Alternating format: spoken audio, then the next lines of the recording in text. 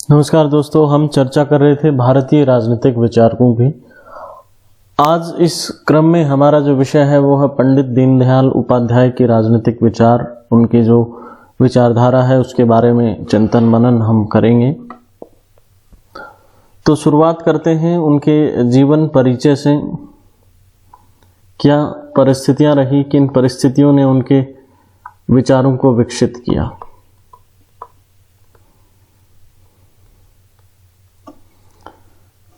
पंडित जी का जन्म जो है वो 25 सितंबर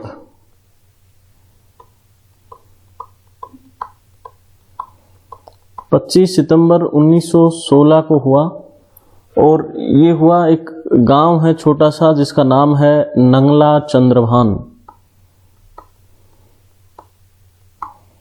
नंगला चंद्रभान मेरठ उत्तर प्रदेश में ये गांव है। यहाँ पर इनका जन्म हुआ। बहुत ही गरीब परिवार से थे और काफ़ी विषम परिस्थितियां इन्होंने बचपन में झेली थी। बहुत छोटी अवस्था में ही इनके माता पिता का देहांत हो गया था और इन्होंने अपनी जो शिक्षा दीक्षा, इनका ननिहाल था राजस्थान में, वहाँ से प्राप्त की। राजस्थान के सीकर में कल्याण हाई स्कूल से इन्होंने हाई स्कूल की और पिलानी के बिड़ला इंटरमीडिएट कॉलेज से इन्होंने जो है अपनी इंटरमीडिएट की शिक्षा की। यानी सीकर और पिलानी से इन्होंने जो है उच्च माध्यमिक तक की शिक्षा ग्रहण की। उच्च माध्यमिक शिक्षा। अब इससे आगे की पढ़ाई के लिए बीए के लिए आ गए कानपुर। कानपुर में जो इनका कॉलेज था उसका नाम था सनातन धर्म कॉलेज। सनातन धर्म कॉलेज से इन्होंने बीए की पढ़ाई की। अब सनातन धर्म कॉलेज में पढ़ाई के दौरान ही 1937 की ये बात है और इनका संपर्क होता है उस समय का हिंदू राष्ट्रवाद की विचारधारा पर आधारित जो संगठन था आरएसएस, यानी कि राष्ट्रीय स्वयंसेवक संघ। राष्ट्रीय स्वयंसेवक संघ के संपर्क में आते हैं, उसके सदस्य बनते हैं 1937 में। 1937 में ये आरएसएस से जुड़ जाते हैं। फिर ये एमए के लिए इन्होंने एडमिशन लिया। आगरा में एक कॉलेज था सेंट जॉन कॉलेज, वहाँ इंग्लिश लिटरेचर, अंग्रेजी साहित्य की पढ़ाई के लिए, लेकिन ये अपनी पढ़ाई एमए की पूरी नहीं कर पाते और 1942 में 1942 में आरएसएस के पूर्णकालिक कार्यकर्ता, जिसको आरएसएस में प्रचारक बोला जाता है, उससे ये जुड़ गए और उत्तर प्रदेश में जिला प्रचारक के तौर पर इनकी नियुक्ति हुई। वहां से इनका जो राजनीतिक कार्यकाल है वो शुरू होता है। चिंतन की पृष्ठभूमि शुरुआत होती है, चिंतन की शुरुआत होती है। 40 का दशक था जब ये पूर्णकालिक कार्यकर्ता बने। उसी दौरान हिंदू राष्ट्रवाद को बढ़ावा देने के लिए इन्होंने लखनऊ से एक मासिक पत्रिका का प्रकाशन आरंभ किया जिसका नाम था राष्ट्रधर्म। राष्ट्रधर्म मासिक पत्रिका थी, मंथली मैगजीन थी। इसका ये प्रकाशन करते थे राष्ट्रवादी विचारों को बढ़ावा देने। इसके अलावा इन्होंने एक स्वदेश नाम की पत्र था, ये दैनिक पत्र था, और एक साप्ताहिक था 5 जन्य। इन दोनों का संपादन भी पंडित जी ने किया, दीनदयाल उपाध्याय जी ने किया। इसके बाद आरएसएस में इन्होंने अपनी रचनात्मक भूमिकाएं निभाई, प्रचारक के तौर पर जोर शोर से काम करते रहे। फिर दौर आता है 1951 का। भारत आजाद हो चुका था और एक बड़ी पार्टी थी कांग्रेस। उसके राजनीतिक विकल्प के रूप में कांग्रेस के सामने कोई दूसरी बड़ी पार्टी थी नहीं, तो श्यामा प्रसाद मुखर्जी भारतीय जनसंघ का गठन करते हैं। भारतीय जनसंघ के पीछे आरएसएस का काडर ही हुआ करता था। जिस प्रकार आज भारतीय जनता पार्टी के पीछे आरएसएस का काडर काम करता है, तो भारतीय जनसंघ की श्यामा प्रसाद मुखर्जी ने स्थापना की। तो आरएसएस ने क्या किया कि पंडित दीनदयाल उपाध्याय को पार्टी के काम में लगा दिया कि आप पार्टी के संगठन को आगे बढ़ाएं और वहां पर जो है राजनीतिक पैठ पार्टी की मजबूत करें। तो 1951 से ये जो भारतीय जनसंघ में श्यामा प्रसाद मुखर्जी के साथ इनकी राजनीतिक यात्रा प्रारंभ होती है सक्रिय राजनीति में। फिर 1967 का दौर आता है,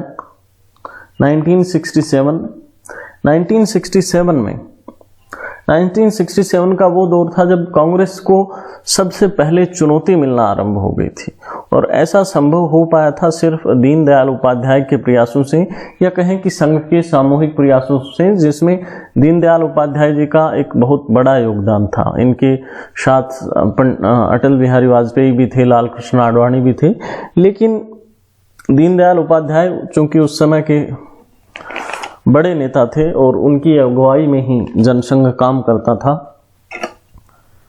1967 में पंडित दीनदयाल उपाध्याय को जनसंघ का राष्ट्रीय अध्यक्ष निर्वाचित किया गया।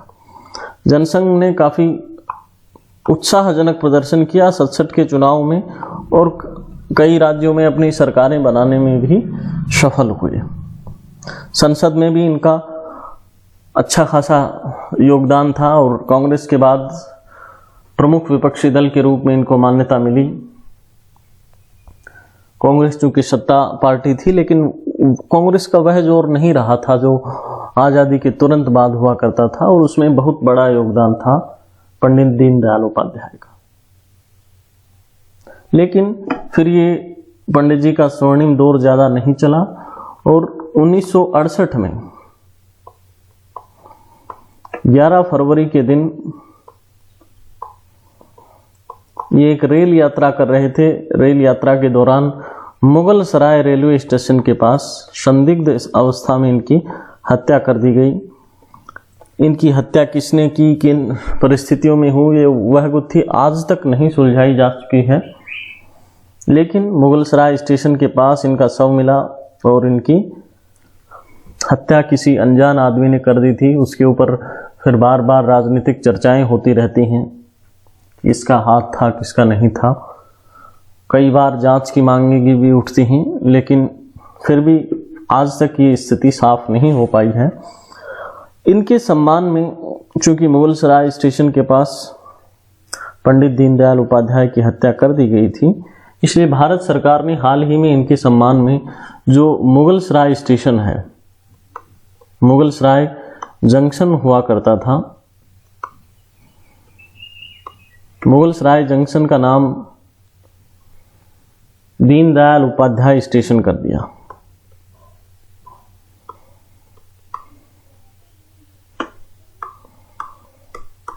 दीनदयाल उपाध्याय स्टेशन।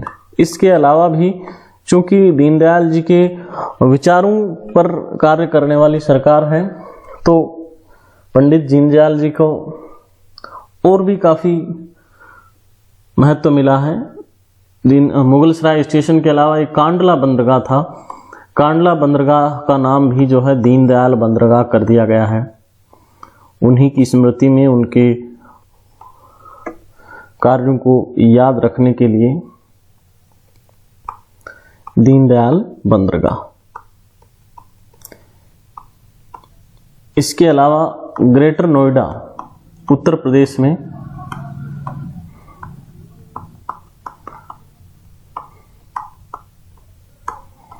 दीनदयाल उपाध्याय के जीवन से जुड़ा हुआ एक पुरातत्व संस्थान बनाया गया है, जिनमें इनके जीवन की जुड़ी सामग्रियां और उनकी यादों को संजोने की कोशिश की गई है, ताकि देश उनके बारे में जान सके, समझ सके। तो ये था पंडित दीनदयाल उपाध्याय का संक्षिप्त जीवन परिचय। अब उन्होंने अपना योगदान दिया है काफी पुस्तकों के माध्यम से भी, साहित्य के माध्यम से भी।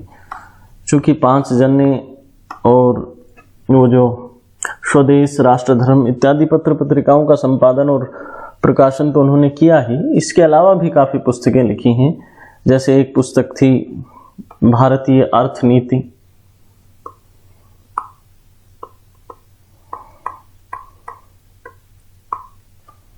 एक थी राष्ट्र जीवन की दिशा, राष्ट्र जीवन की दिशा,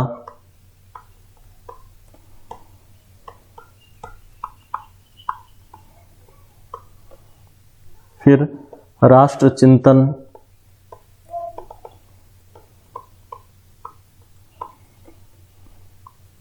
अखंड भारत,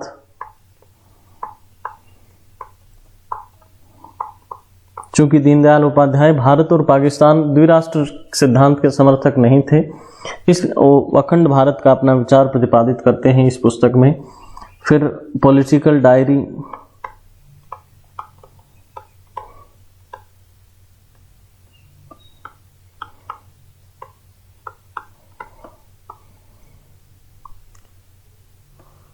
द टू प्लान्स,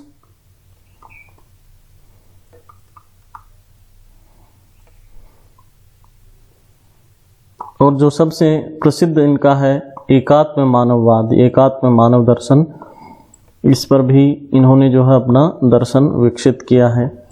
एक नाटक भी इन्होंने लिखा है सम्राट चंद्रगुप्त के ऊपर।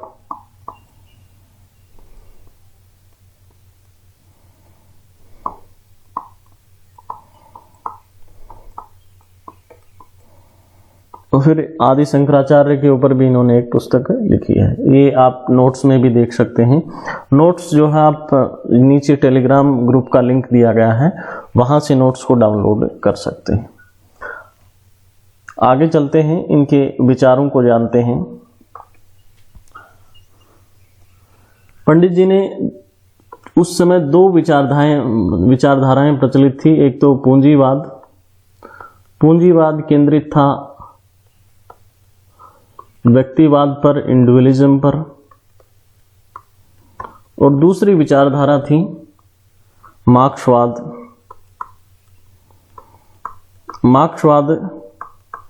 आधारित था समाजवाद पर, यानी ये समाज को साथ लेकर चलता था और पूंजीवाद व्यक्ति केंद्रित था। तो इन दोनों की आलोचना करते हैं। पंडित जी ने इन दोनों की आलोचना की। क्या इनके बिंदु थे आलोचना के, उनको हम जानते समझते हैं।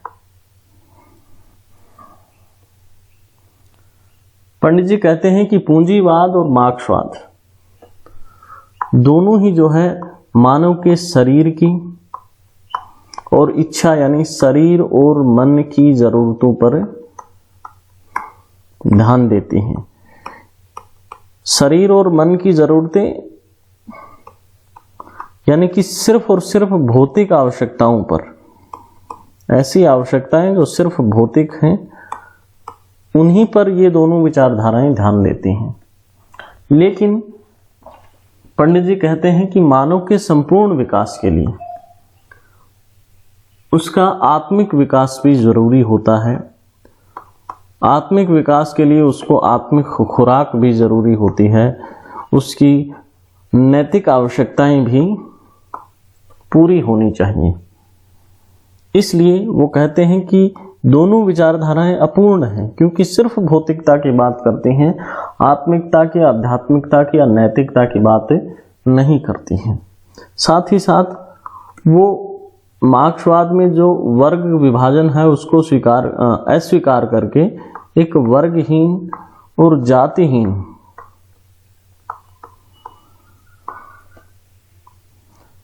और संघर्ष मुक्त समाज की कल्पना करते हैं।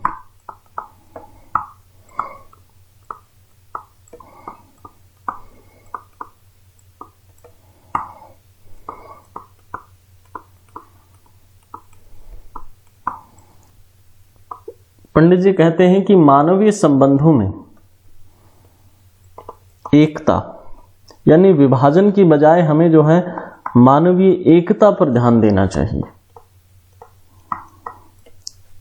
और पूंजीवाद में क्या होता है कि एक इंडिविजुअल की जेब भरने पर ध्यान होता है, मुनाफे पर ध्यान होता है। वहां पंडित जी कह रहे हैं कि हमें जो है वंचित के कल्याण पर ध्यान देना चाहिए।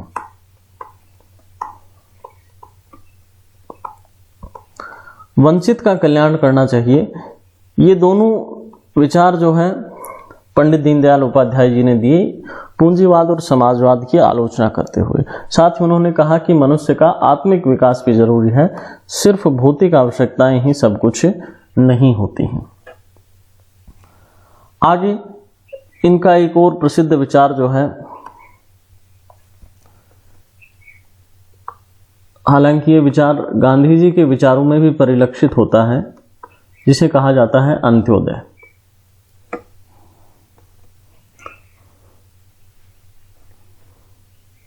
अंत्योदय का मतलब होता है अंत जमा उदय। अंत जमा उदय यानी वह व्यक्ति जो समाज के सबसे निचले स्तर पर है, जो सबसे वंचित है, जिसके पास सभी मूलभूत सुविधाओं का अभाव है, सबसे गरीब जो व्यक्ति है, उस व्यक्ति का कल्याण हो, उस व्यक्ति का उदय हो, उस व्यक्ति का उत्थान हो। यह है स्पष्ट अर्थ है अंत्योदय का। पंडित दीनदयाल उपाध्याय भी इसी बात पर ध्यान केंद्रित करते हैं और वो कहते हैं कि हमारा पूरे समाज का नैतिक दायित्व है कि हम समाज के अंतिम छोर पर बैठे हुए व्यक्ति को आगे बढ़ने में अपनी सहयोग दें, अपना योगदान दें। आगे वो कहते हैं कि जब तक अंतिम व्यक्ति का कल्याण नहीं होगा,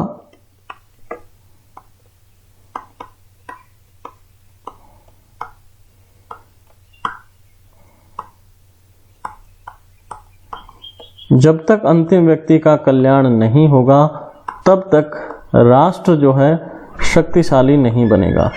राष्ट्र के शक्तिशाली बनने के लिए जरूरी है कि जो व्यक्ति समाज के अंतिम छोर पर बैठा हुआ है उसका कल्याण हो।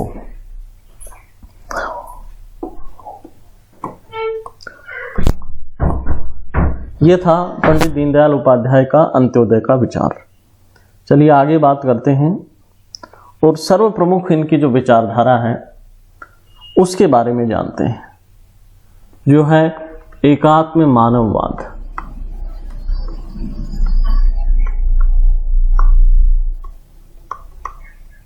एकात्म मानववाद या एकात्म मानव दर्शन। एकात्म मानववाद का क्या मतलब हुआ? यानी कि एक ऐसा दर्शन जो एकीकृत है। एकात्म का मतलब कि एकीकृत है, और एकीकृत होने के साथ साथ संधारणीय है। संधारणीय का मतलब होता है सस्टेनेबल, जो सस्टेन कर सके। आज है, ऐसा नहीं कि कल खत्म हो जाए। आज है, कल भी काम करता रहे, परसों भी काम करता रहे, युगों युगों तक वह मॉडल चलता रहे और उससे किसी को हानि नहीं हो, किसी को ज्यादा लाभ हो, किसी को हानि नहीं हो। सबके लिए समान व्यवस्था, सबके समान लाभ वाली व्यवस्था, वह व्यवस्था है एकात्म मानववाद। अब इसकी चर्चा आरंभ करते हैं। तो सबसे पहले है, इस व्यवस्था के केंद्र में है व्यक्ति। व्यक्ति के बाद है परिवार।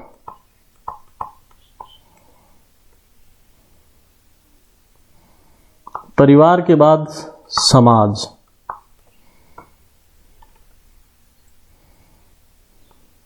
राष्ट्र।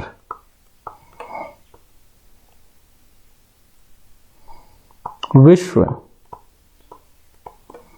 और फिर संपूर्ण चराचर सृष्टि, संपूर्ण ब्रह्मांड।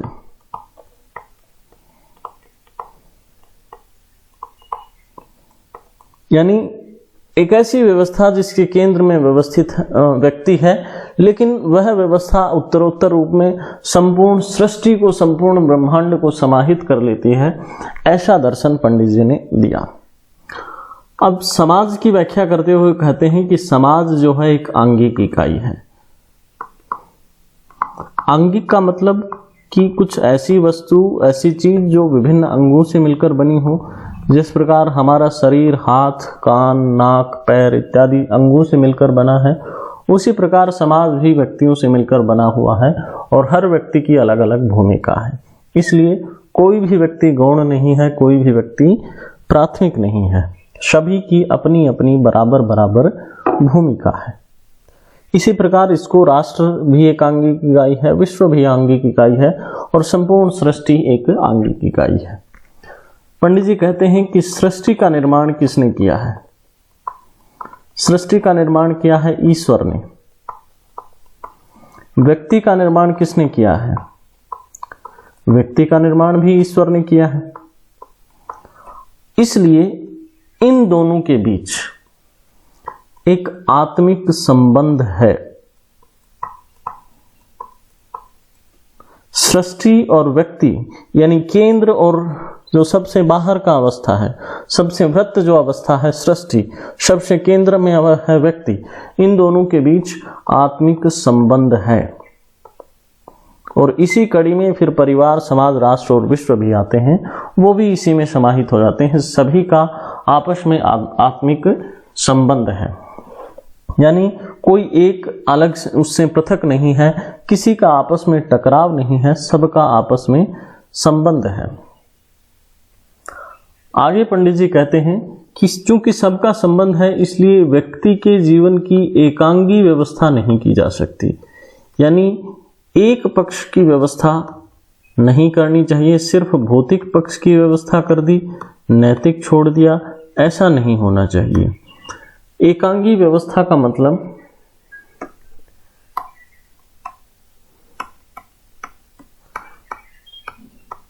कि सिर्फ भौतिक न हो, भौतिक के साथ साथ नैतिक व्यवस्था भी की जाए, नैतिक जरूरतें भी व्यक्ति की पूरी हो, नैतिक के साथ साथ उसकी आध्यात्मिक जरूरतें भी पूरी हो।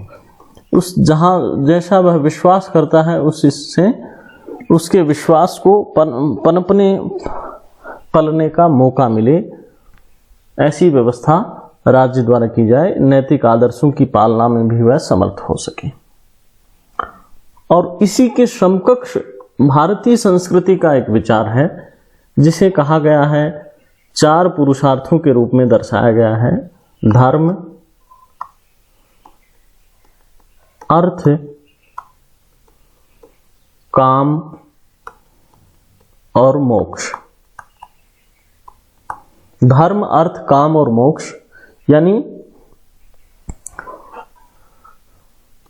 नैतिक आवश्यकताएं,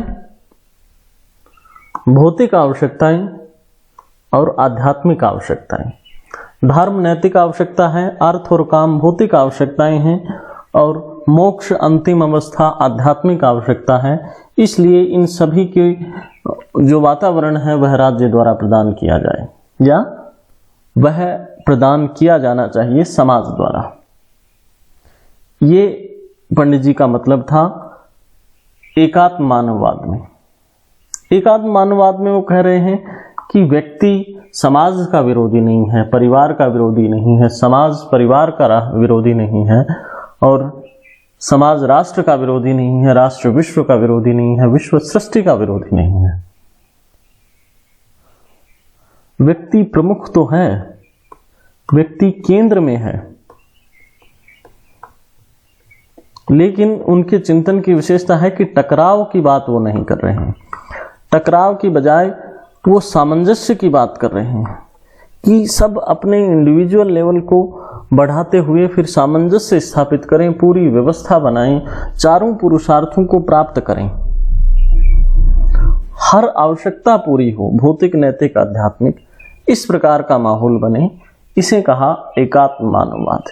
यानी कि पंडित जी बात कर रहे हैं वसुधैव कुटुंबकम की। पूरी वसुधा ही कुटुंब है, यानी पूरी पृथ्वी ही परिवार है।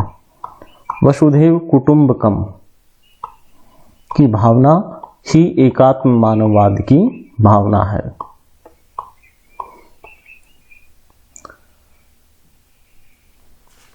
ये था पंडित जी का एकात्म मानववाद का विचार। फिर एक ऐसी विचारधारा जिसके बिना आरएसएस का या जनसंघ का चिंतन संपूर्ण नहीं होता, और कहें कि एक राष्ट्रवादी का चिंतन भी पूर्ण नहीं होता, वह है सांस्कृतिक राष्ट्रवाद। सांस्कृतिक राष्ट्रवाद विवेकानंद जी से प्रारंभ हुआ, फिर सावरकर ने इसे अपने विचार दिए, आरएसएस ने अपने विचार जोड़े, और फिर यह विकसित होता गया। यहां पंडित दीनदयाल उपाध्याय जी पर सबसे ज्यादा प्रभाव जिस विचारक का पड़ता है वो है विवेकानंद। विवेकानंद के विचारों से इनका सांस्कृतिक राष्ट्रवाद विकसित हुआ है। पंडित जी मानते हैं कि भारत में एक राष्ट्र की भावना विद्यमान है।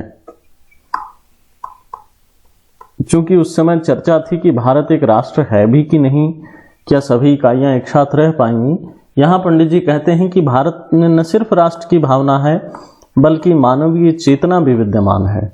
मानवता के उच्च गुणों का भी समावेश भारतीय जनमानस में है। और पंडित जी राष्ट्र को एक सांस्कृतिक विचार की संज्ञा देते हैं। इनके अनुसार राष्ट्र एक सांस्कृतिक विचार है। राष्ट्र एक सांस्कृतिक विचार है। राष्ट्र के लिए वो कुछ अनिवार्य चीजें बताते हैं। क्या? पहली चीज भूमि और जनता, यानी एक राष्ट्र के पास कुछ भूमि होनी चाहिए और वहां लोगों का निवास होना चाहिए, सर्व प्राथमिक शर्त। फिर उसके बाद एक सामूहिक इच्छा होनी चाहिए, सामूहिक उद्देश्य होना चाहिए कि किस दिशा में उस राष्ट्र को काम करना है, किस दिशा में उस राष्ट्र को जाना है। तीसरी बात,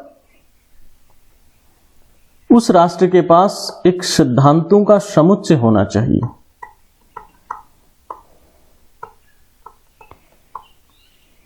सिद्धांतों का समुच्चय, उदाहरण के लिए यदि हम समझें तो पंडित जी कहते हैं कि इस रूप में भारत में धर्म है। भारतीय धर्म में सिद्धांत दिए गए हैं और वही जनमानस का आदर्श है, वही जनमानस के सिद्धांत हैं, उन्हीं पर हम काम करते हैं। और ये यहाँ धर्म का वो संकीर्ण अर्थ ना लेकर के वृत्त अर्थ लेते हैं जिसमें मानव धर्म की बात करते हैं। साथ ही साथ धर्म के साथ साथ वो नैतिकता की भी बात करते हैं, यानी कि राष्ट्र के लिए भूमि, जनता, सामूहिक इच्छा, सिद्धांतों का समुच्चय और जीवन के आदर्श, इन चार तत्वों की महती आवश्यकता होती है। इनके बिना राष्ट्र मूर्त रूप प्राप्त नहीं कर सकता। ये इनकी राष्ट्र की परिभाषा थी। आगे ये कहते हैं कि राष्ट्र जो है एक मां का रूप होता है, यानी ये राष्ट्र का मां के रूप में चित्रण करते हैं। राष्ट्र का मां के रूप में चित्रण, जिसे भारत माता या मातृभूमि की संज्ञा दी गई। राष्ट्र और राज्य के रूप में अंतर बताते हुए ये क्या कहते हैं कि यदि एक तरफ राष्ट्र को लें, दूसरी तरफ राज्य को लें, तो राष्ट्र के विचार का प्रतिनिधित्व करता है भारत माता। राष्ट्र के विचार का प्रतिनिधित्व करने वाला शब्द है अकेला भारत, जिसके साथ माता शब्द नहीं जुड़ा हुआ है। यानी वो कह रहे हैं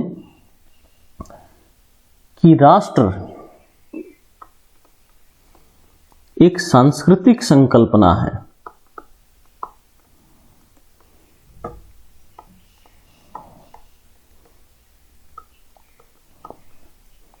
राज्य क्या है? एक भौगोलिक इकाई है जिसकी कुछ सीमाएं हैं, भौगोलिक सीमाओं से बंधी हुई इकाई है। ठीक है।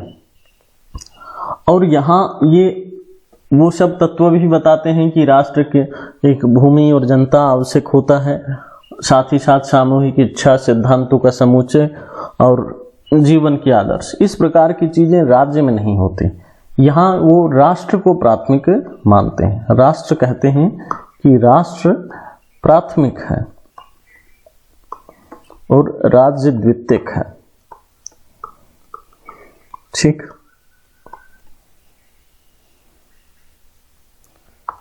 ये इस प्रकार के इनके विचार थे।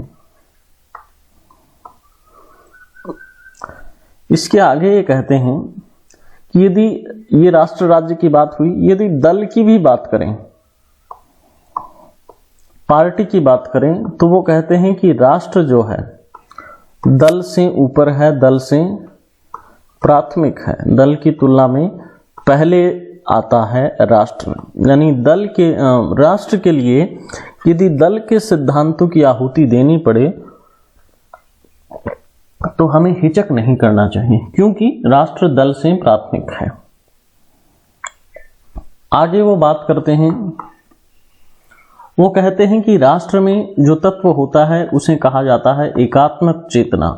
सभी को समाविष्ट करने वाली जो चेतना है उसे एकात्मक चेतना कहा। साथ ही साथ राष्ट्र में एक मनोवैज्ञानिक भावना होती है।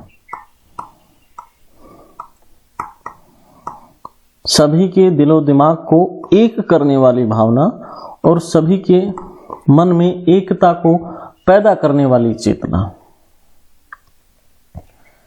इस चेतना भावना को वो एक नाम देते हैं सामूहिक रूप से, और इसे वो कहते हैं चिति। अब इसी चिति को जब ऊर्जा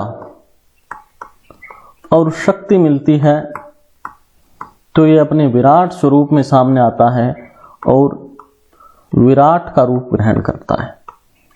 और यही राष्ट्र का विराट रूप होता है, जहां भावनाएं अपनी ऊर्जा और शक्ति के साथ चरम पर होती हैं।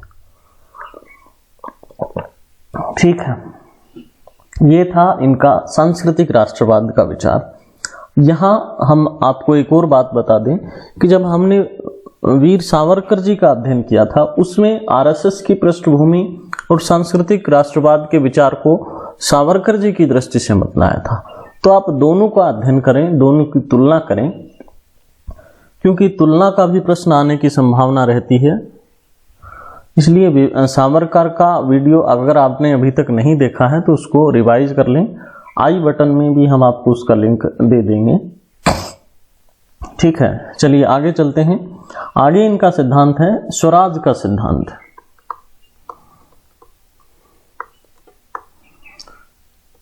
स्वराज, हालांकि जब इनका जनसंघ की स्थापना के समय स्वराज हासिल हो चुका था, लेकिन युवा अवस्था में हम संघर्षरत थे, राष्ट्र संघर्षरत था स्वराज प्राप्ति के लिए।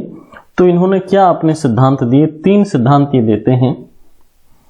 पहली बात ये कहते हैं कि राज्य का संचालन,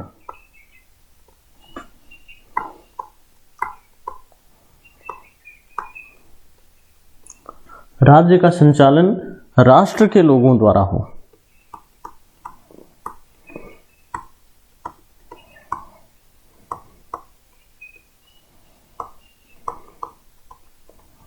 राष्ट्र के लोग का क्या मतलब है उनका?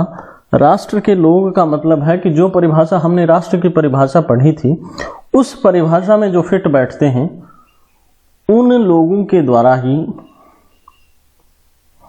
जो है राज्य का संचालन होना चाहिए। ठीक। और राज्य का संचालन, दूसरी बात, राज्य का संचालन कैसे हो? तो राज्य का संचालन राष्ट्र हित के हिसाब से हो।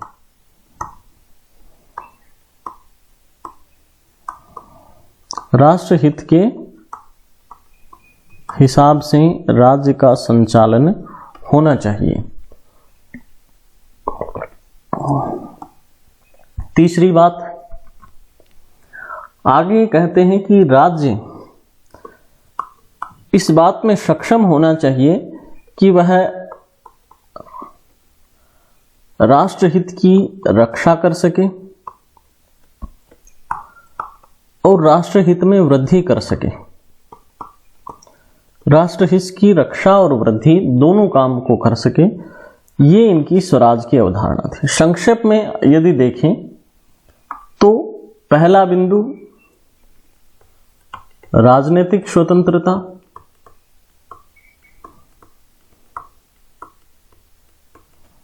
दूसरा बिंदु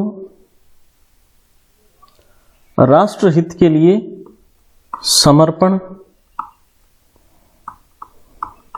और तीसरा बिंदु राष्ट्रहित हेतु स्वावलंबन। समर्पण और स्वावलंबन दोनों की बात ये करते हैं। राष्ट्रहित के लिए समर्पण भी होना चाहिए और राष्ट्रहित पूर्ति के लिए स्वावलंबन भी होना चाहिए। किसी दूसरे पर आश्रित होकर के हम अपने राष्ट्रहित को पूरा कर रहे हैं तो वह गलत है और वह कभी भी हमें नुकसान पहुंचा सकता है। इसलिए समर्पण स्वावलंबन दोनों आवश्यक तत्व हैं और राजनीतिक स्वतंत्रता तो प्राथमिक है ही। चलिए, ये स्वराज का विचार हुआ। अगला विचार और अंतिम विचार इनका हम देखते हैं, वो है आर्थिक विचार।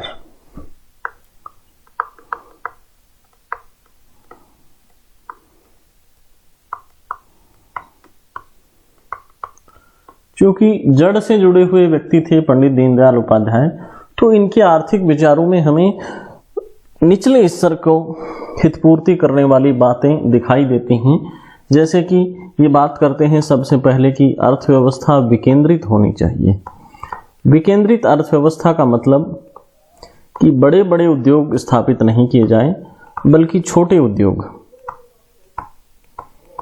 विकेंद्रित अर्थव्यवस्था यानी कि लघु उद्योग और कुटीर उद्योग। कुटीर उद्योग ऐसे उद्योग होते हैं जो व्यक्ति अपने घर में भी चला सकते हैं। घर में बैठ के कम मशीनों की सहायता और मानवीय श्रम जिसमें अधिक लगे, मानवीय कौशल के साथ उत्पादों का उत्पादन किया जाए, ऐसे उद्योगों को कुटीर उद्योग कहते हैं। और छोटी सहकारी समितियों या छोटे 15-20 लोगों के समूह द्वारा जो उद्योग चलाया जा सके वह लघु उद्योग। हजारों की संख्या में कर्मचारियों के द्वारा बड़े उद्योग स्थापित किए गए। जब भारत स्वतंत्र हुआ, नेहरू जी की ये नीति रही कि बड़े उद्योग स्थापित किए जाएं, तो उस चीज को विपरीत ये विचार देते हैं। वो कहते हैं कि अर्थव्यवस्था विकेंद्रित होनी चाहिए। और चूंकि विकेंद्रित अर्थव्यवस्था भी केंद्रित ही थी, ऊपर से सब प्लानिंग होती थी, योजना आयोग का गठन किया गया था, उसके विपरीत भी ये विचार देते हैं विकेंद्रित अर्थव्यवस्था। अब इन्हीं विचारों का हम इम्प्लीमेंटेशन देख रहे हैं। विकेंद्रित अर्थव्यवस्था के नाम पर नीति आयोग का गठन कर दिया गया है। छोटे और कुटीर उद्योगों के लिए startup India, stand up India, ऐसी कई योजनाएं प्रारंभ की गई, मुद्रा लोन जैसी व्यवस्थाएं की गई हैं। तो उनके विचारों का जो है निरूपण हम आज की व्यवस्था में, वर्तमान सरकार में देख सकते हैं। इसके आगे यदि हम बात करें तो पंडित जी बात करते हैं कि प्रत्येक व्यक्ति को जो न्यूनतम साधन होते हैं, न्यूनतम जीवन स्तर,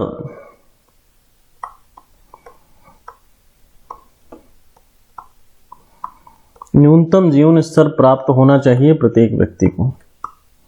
यानी कोई भी मूलभूत सुविधाओं से वंचित नहीं हो, खाने से वंचित नहीं हो, रहने ओढ़ने पहनने से वंचित नहीं हो, रोटी कपड़ा मकान और उसके साथ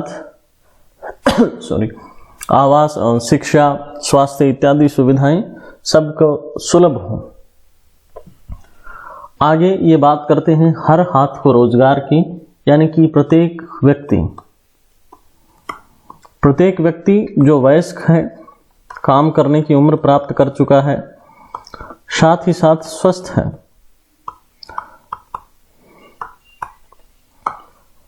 प्रत्येक वयस्क और स्वस्थ को रोजगार मिलना चाहिए, उसे काम मिलना चाहिए। ठीक है। आगे कहते हैं चूंकि भारत राष्ट्र जो है विकासशील अवस्था में है और जनसंख्या भी बहुत अधिक है। इसलिए हमें प्राकृतिक संसाधनों में मितव्ययता बरतनी चाहिए, क्योंकि सिर्फ हमें ही इस्तेमाल नहीं करने, अगली पीढ़ी को भी हमें उसी हालात में सौंपना है जिस हालात में हमने अपनी पिछली पीढ़ी में प्राप्त किया था। तो साधनों में मितव्ययता बरतनी है इस हद तक कि प्रकृति को नुकसान नहीं पहुंचे। और संसाधनों, जैसे हमारे पास संसाधन है और जैसी हमारी आवश्यकता है, संसाधनों के अनुसार और आवश्यकता के अनुसार तकनीकी विकास किया जाना चाहिए। ठीक, ये थे पंडित जी के आर्थिक विचार। यहाँ आर्थिक विचार में उन्होंने आलोचना की पूंजीवाद, समाजवाद की, जो हम पीछे देख ही चुके हैं। दोनों को वो कहते हैं कि ये सिर्फ भौतिक आवश्यकताओं को पूर्ति करते हैं, आत्मिक आवश्यकताओं को पूर्ति नहीं करती। तो हमने देखा पंडित दीनदयाल उपाध्याय के राजनीतिक विचार, उनकी कार्यशैली और वर्तमान व्यवस्था में किस प्रकार से उनके विचारों का निरूपण किया जा रहा है।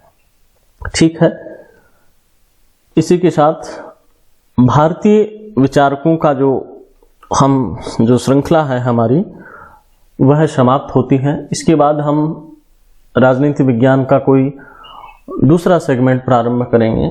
आप कमेंट के जरिए हमें बताएं कि कौन से सेगमेंट को हमें प्रारंभ करना चाहिए। ठीक, बहुत बहुत धन्यवाद।